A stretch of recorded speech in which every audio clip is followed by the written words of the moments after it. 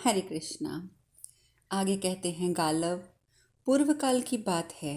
मैं भूख से पीड़ित होकर भारी चिंता में पड़ गया था, परंतु इसी दिशा में आने पर दो विशाल प्राणी, हाथी और कछुआ, मेरे हाथ लग गए, जो आपस में लड़ रहे थे। सूर्य के समान तेजस्वी महर्षि कर्दम से उत्पन्न हुए चक्रधनु नामक महर्षि इसी दिशा में रहते थे, जिन्हें सब लोग कपिल देव के नाम से जानते हैं। उन्होंने ही सगर्भ के पुत्रों को भस्म कर दिया था। इसी दिशा में शिव नाम से प्रसिद्ध कुछ सिद्ध ब्राह्मण रहते थे, जो वेदों में पारंगत पंडित थे। उन्होंने संपूर्ण वेदों का अध्ययन करके तत्व ज्ञान द्वारा अक्षय मोक्ष प्राप्त किया था। दक्षिण में ही वासुकी द्वारा पालित तथा रक्षक एवं तक्षक एवं ऐरावत नाग द्वारा सुरक्षित भोगवती नामक पुरी है। मृत्यु के पश्चात इसी दिशा में जाने वाले प्राणी को ऐसे घोर अंधकार का सामना करना पड़ता है, जो साक्षात अग्नि एवं सूर्य के लिए भी अभेद्य है। गालव, तुम मेरे द्वारा परिचर्या पाने के योग्य हो, अतः तुम्हें ये दक्षिण मार्ग बताया है। यदि इस दिशा में चलना चाहो तो मुझसे कहो, अथवा अब मैं तीसरी दिशा का वर्णन करता हूँ। इस प्रकार उद्योग पर्व के अंतर्गत भगवान उद्यान पर्व में गालव चरित्र विषयक 109वां अध्याय पूर्ण हुआ। गरुड़ आगे कहते हैं, गालव, ये जो सामने की दिशा है, जल के स्वामी दिक्पाल राजा वरुण को सदा ही अत्यंत प्रिय है। यही उनका आश्रय और उत्पत्ति स्थान है। द्विश्रेष्ठ दिन के पश्चात सूर्यदेव इसी दिशा में स्वयं अपनी किरणों का विसर्जन करते हैं, इसीलिए इसे पश्चिम दिशा कहा जाता है। पूर्व काल में भगवान कश्यप देव ने जल जंतुओं का अधिपत्य और जल की रक्षा करने के लिए इसी दिशा में वरुण का अभिषेक किया था। अंधकार का नाश करने वाले चंद्रमा वरुण के निकट रहकर 6 प्रकार से संपूर्ण रसों का पान करके शुक्ल पक्ष की प्रतिपदा को इसी दिशा में नूतनता को प्राप्त होकर उदित होते हैं। ब्राह्मण, पूर्व काल में वायुदेव ने अपने महान वेग से यहाँ युद्ध में दैत्यों को पारण मुख, आबद और पीड़ित किया था, जिससे वे लंबी सांसें छोड़ते हुए धाराशायी हो गए थे। इसी दिशा में अस्ताचल है, जो अपने प्रीति पात्र सूर्यदेव को प्रतिदिन ग्रहण करता है। यहीं से पश्चिम संध्या का प्रसार होता है। इसी दिशा में दिन के अंत में मानव जीव जगत की आधी आयु हर लेने के लिए रात्रि एवं निद्रा प्राकट्य होती है। इसी दिशा में देवराज इंद्र ने सोई हुई गर्भवती दिति देवी के उदर में प्रवेश करके उसके गर्भ का उच्छेद किया था, जिससे मरुदगणों की उत्पत्ति हुई। इसी दिशा में हिमालय का मूल भाग सदा मंदरांचल तक फैलकर उसका स्पर्श करता है। सहस्त्रों वर्षों से भी इसका अंत पाना असंभव ही है। इसी दिशा में स्वर्णमय पर्वत मंदराचल तथा स्वर्णमय कमलों से सुशोभित क्षीर सागर के तट पर पहुंचकर सुरभि देवी अपने दूध को निर्झर बहाती है। पश्चिम दिशा में ही समुद्र के भीतर सूर्य के समान तेजस्वी उस राहु का कबंध अर्थात धड़ दिखाई देता है, जो सूर्य और चंद्रमा को मार डालने की इच्छा रखता है। इसी दिशा में पिंगल वर्ण के केशों से सुशोभित अप्रमेय प्रभावशाली एवं अदृश्य मूर्ति मुनिवर सुवर्ण शिरा समागम करते हैं। उनके उस गीत की विपुल ध्वनि स्पष्ट सुनाई देती है। इसी दिशा में हरिमेधा मुनि की कुमारी कन्या ध्वजवती निवास करती है, जो सूर्य देव की ठहरो ठहरो इस आज्ञा से आकाश में स्थित है। गालव, वायु, अग्नि, जल और आकाश, इन सब दिशा इसी दिशा में रात्रि और दिन के दुखदायी स्पर्श का परित्याग करते हैं, अर्थात यहाँ इनका स्पर्श सदा सुखद ही होता है। इसी दिशा में सूर्यदेव तिरछी गति से चक्कर लगाना आरंभ करते हैं। यहीं संपूर्ण ज्योतियाँ सूर्यमंडल में प्रवेश करती हैं। अभिजित सहित 28 नक्षत्रों में से प्रत्येक 28वें दिन सूर्य के साथ विचरण करके अमावस्या के बाद फिर सूर्यमंडल से पृथक हो जाता है। इसी दिशा में उन अधिकांश नदियों का प्राकट्य हुआ है, जिनके जल से समुद्र की पूर्ति होती है। यहीं से वरुणालय में त्रिभुवन के लिए उपयोगी जल राशि संचित है। यही नागराज अनंत का निवास है तथा आदि अंत से रहित भगवान विष्णु का सर्वोत्कृष्ट स्थान है। इसी दिशा में अग्निदेव के सखा वायुदेव का भवन और मरीच नंदन महर्षि कश्यप का आश्रम है। द्विश्रेष्ठ गालव, इस प्रकार मैंने तुम्हें संक्षेप में पश्चिम का मार्ग बताया है। अब बताओ तुम्हारा क्या विचार है, हम दोनों किस ओर चलें? इस प्रकार श्री महाभारत उद्योग पर्व के अंतर्गत भगवान उद्यान में गालव चरित्र विषयक 110वां अध्याय पूर्ण हुआ। गरुड़ आगे कहते हैं, गालव, इस मार्ग पर जाने वाले मनुष्य का पाप से उद्धार हो जाता है। ये कल्याण में स्वर्गीय सुखों का उपभोग करता है। अतः इस उत्तारण यानी कि संसार सागर से पार उतारने के बल से इस दिशा को उत्तर दिशा कहा जाता है। गालव, इस उत्तर दिशा उत्कृष्ट सुवर्ण आदि निधियों की अधिष्ठान है, इसीलिए इसका नाम उत्तर है। यह उत्तर मार्ग पश्चिम और पूर्व दिशाओं का मध्यवर्ती बताया गया है। द्विश्रेष्ठ, इस गौरवशालिनी दिशा में ऐसे लोगों का वास नहीं है जो सौम्य स्वभाव के ना हों, जिन्होंने अपने मन को वश में ना किया हो अथवा जो धर्म का पालन ना करते हों। इसी दिशा में पद्रिका तीर्थ है, जहाँ सच्चिदानंद स्वरूप श्री नारायण, विजयशील नरश्रेष्ठ नर और सनातन ब्रह्मा जी निवास करते हैं। उत्तर में ही हिमालय के शिखर पर प्रलयकालीन अग्नि के समान तेजस्वी अंतर्यामी भगवान महेश्वर भगवती उमा के साथ नित्य निवास करते हैं। वे भगवान नर और नारायण के सिवा और किसी की दृष्टि में नहीं आते। समस्त मुनिगण, गंधर्व, यक्ष, सिद्ध और देवताओं सहित इंद्र भी उनका दर्शन नहीं कर सकते। यहाँ सहस्त्रों नेत्रों, सहस्त्रों चरणों और सहस्त्रों मस्तकों वाले एकमात्र अविनाशी श्रीमान भगवान विष्णु ही उन माया विशिष्ट महेश्वर का साक्षात्कार करते हैं। उत्तर दिशा में ही चंद्रमा का द्विजराज के पद पर अभिषेक हुआ है। वेद वेत्ताओं में श्रेष्ठ गालव, यहीं आकर आकाश से गिरती हुई गंगा को महादेव जी ने अपने मस्तक पर धारण किया और उन्हें मनुष्यलोक में छोड़ दिया। यहाँ पार्वती देवी ने भगवान महेश्वर को पति के रूप में प्राप्त करने के लिए कठोर तपस्या की थी और इसी दिशा में महादेव जी को मोहित करने के लिए काम प्रकट हुए थे। फिर उसके ऊपर भगवान शंकर का क्रोध हुआ। उस अवसर पर गिरिराज, हिमालय और उमा भी वहाँ विद्यमान थे। इस प्रकार ये सब लोग यहाँ एक समय में प्रकाशित हुए हैं। गालव, इसी दिशा में कैलाश पर्वत पर राक्षस, यक्ष, गंधर्वों का आधिपत्य करने के लिए धनदाता कुबेर का अभिषेक हुआ था।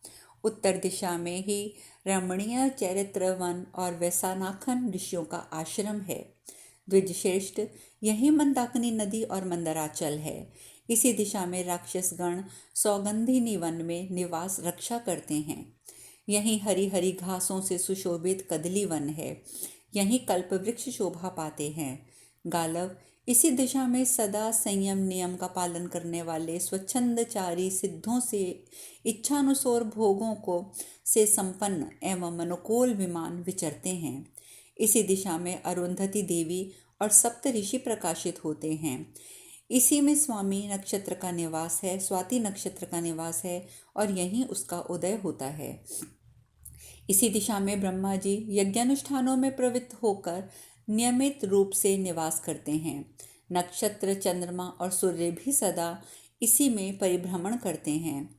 द्विश्रेष्ठ, इसी दिशा में धाम नाम से प्रसिद्ध सत्यवादी महात्मा मुनि श्री गंगा महाद्वार की रक्षा करते हैं। उनकी मूर्ति, आकृति और संचित तपस्या का परिमाण किसी को ज्ञात नहीं है। गालव, ये सहस्त्रों युगांत काल की आयु की इच्छा अनुसार भोगना करते हैं। द्विश्रेष्ठ, मनुष्य जो गंगा महाद्वार से आगे बढ़ता है वैसे वहाँ की हिमराशि में गलता जाता है। विप्रवर, गालव, साक्षात भगवान नारायण तथा विजयशील अविनाशी महात्मा नर को छोड़कर दूसरा कोई मनुष्य पहले गंगा महाद्वार से आगे नहीं गया है। इसी दिशा में कैलाश पर्वत है, जो कुबेर का स्थान भी बताया गया है। यहीं विद्युत प्रभा नाम से प्रसिद्ध 10 अप्सराएं उत्पन्न हुई हैं। ब्राह्मण त्रिलोकी को नापते समय भगवान विष्णु ने इसी दिशा में अपना चरण रखा था। उत्तर दिशा में भगवान विष्णु का ये चरण चिन्ह हर की पैंडी आज भी मौजूद है। द्विश्रेष्ठ ब्रह्म ऋषि उत्तर दिशा में ही उशीर बीज नामक स्थान में, जहाँ सुवर्ण सरोवर है, राजा मरुत ने यज्ञ किया था। इसी दिशा में ब्रह्म ऋषि महात्मा जीमूत के समक्ष हिमालय की पवित्र एवं निर्मल स्वर्ण निधि सोने की खान प्रकट हुई थी। उस संपूर्ण विशाल धनराशि को लेकर ब्राह्मणों में बांटकर उसका सदुपयोग किया गया और ब्राह्मणों में ने ये वर मांगा कि यह धन मेरे नाम से प्रसिद्ध हो। इस कारण यह धन जैमूत नाम से प्रसिद्ध हुआ। विप्रवर गालव यहाँ प्रतिदिन सवेरे और संध्या के समय सभी दिक्पाल एकत्र हो ऊंचे स्वर में पूछते हैं किसको क्या काम है। द्विश्रेष्ठ इन सब कारणों तथा अन्य अन्य गुणों के कारण यह दिशा उत्कृष्ट है और समस्त शुभ कर्मों के लिए उत्तम मानी गई है, इसीलिए इसे उत्तर कहते हैं। तात इस प्रकार मैंने क्रमशः चारों दिशाओं का तुम्हारे सामने विस्तार पूर्वक वर्णन किया है। कहो किस दिशा में चलना चाहते हो। द्विश्रेष्ठ मैं तुम्हें संपूर्ण पृथ्वी और समस्त दिशाओं का दर्शन कराने के लिए उद्यत हूँ, अतः तुम मेरी पीठ पर बैठ जाओ। इस प्रकार श्री महाभारत उद्योग पर्व के अंतर्गत भगवान उद्यान पर्व में गालव चरित्र विषयक 111वां अध्याय पूर्ण हुआ। गालव ने कहा, गरुत्मन, भुजराज शत्रु, सुपर्ण, विंतानंदन, तार्श, तुम मुझे पूर्व दिशा की ओर ले चलो, जहाँ धर्म के नेत्र स्वरूप सूर्य और चंद्रमा प्रकाशित होते हैं। जिस दिशा का तुमने सबसे पहले वर्णन किया है उसी दिशा की ओर पहले चलो, क्योंकि उस दिशा में तुमने देवताओं का सानिध्य बताया है तथा वहीं सत्य और धर्म की स्थिति की भलीभांति भी प्रतिपादना की है। अरुण के छोटे भाई गरुड़, मैं संपूर्ण देवताओं से मिलना और पुनः उन सबका दर्शन करना चाहता हूँ। नारद जी कहते हैं, तब विंतानंदन गरुड़ ने विप्रवर गालव से कहा, तुम मेरे ऊपर चढ़ जाओ। तब गालव मुनि गरुड़ की पीठ पर जा बैठे। गालव ने कहा, सर्वभुजी गरुड़, पूर्वान काल में सहस्त्र किरणों से सुशोभित भुवन भास्कर सूर्य का स्वरूप जैसा दिखाई देता है, आकाश में उड़ते समय तुम्हारा स्वरूप भी वैसा ही दृष्टिगोचर होता है। खेचर, तुम्हारे पंखों की हवा से उखड़कर ये वृक्ष पीछे पीछे चले आ रहे हैं। मैं इनकी भी ऐसी तीव्र गति देख रहा हूँ, मानो ये भी हम लोगों के साथ चलने के लिए प्रस्थित हुए हों। आकाशचारी गरुड़, तुम अपने पंखों के वेग से उठी हुई वायु द्वारा समुद्र की जलराशि, पर्वत, वन, काननों सहित संपूर्ण पृथ्वी को अपनी ओर खींचते से जान पड़ते हो। पंखों के हिलने से निरंतर उठती हुई प्रचंड वायु के वेग से मत्स्य, जलहस्ती और मगरों सहित समुद्र का जल तुम्हारे द्वारा मानो आकाश में उछाल दिया जाता है। जिनके आकार और मुख एक से हैं, ऐसे मत्स्यों को, तिमी और तिमिंग लोगों को तथा हाथी, घोड़े, मनुष्यों के सामने समान मुख वाले जल जंतुओं को मैं उन्मित हुए सा देखता हूँ। महासागर की इन भीषण गर्जनाओं ने मेरे कान बहरे कर दिए हैं। मैं ना तो सुन पाता हूँ, ना देख पाता हूँ, ना अपने बचाव का उपाय समझ पाता हूँ। तात गरुड़, तुमसे कहीं ब्रह्म हत्या ना हो जाए, इसका ध्यान रखते हुए धीरे धीरे चलो।